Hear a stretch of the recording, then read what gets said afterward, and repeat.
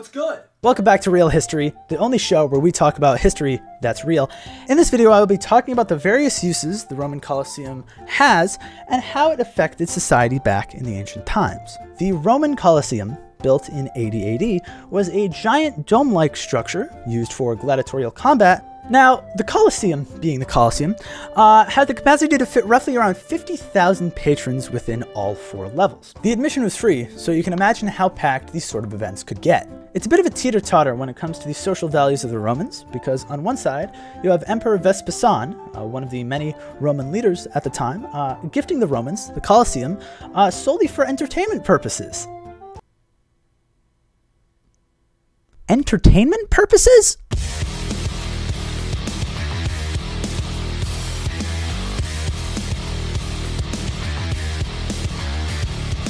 Are we talking about the same building? Yes, very famously on the other side, the Romans did use the Colosseum to enact fights to the death. Sometimes fights against animals, which is extraordinarily inhumane, and sometimes just straight up gore fests.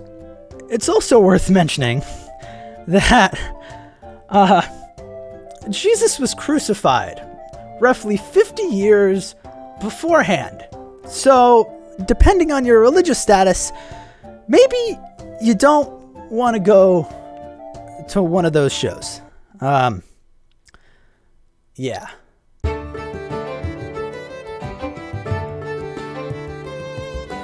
So with every great form of entertainment, there always is a halftime show. A place where you would go to the restroom, relieve yourself, go to concessions, check your phone, blah, blah, blah, something like that. Or in the Romans' case, literally watch a bunch of people be eaten alive by lions. Bruh. The halftime show in the Colosseum literally consists of them bringing out all of the criminals, putting them in just a general area, and then just throwing a couple of lions in there with them. Just see what happens.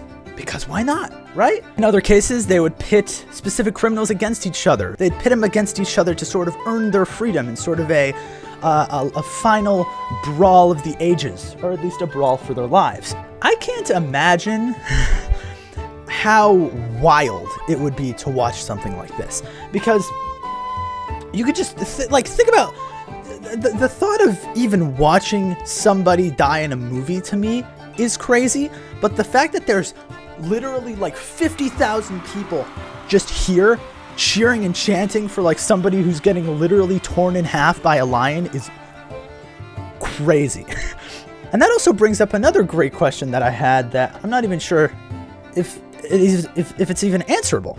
And it's, if there was this level of grotesqueness, do you have to be over 18 in order to watch something like this or something? Is there did the Romans put a rating on the Colosseum? Who knows? But with that said, ladies and gentlemen, this has been this week's episode of Real History, the show which we tackle history that's real. I'm your host, Dave Faber, and I'll see you later. Don't get eaten by a pack of lions. Still got it.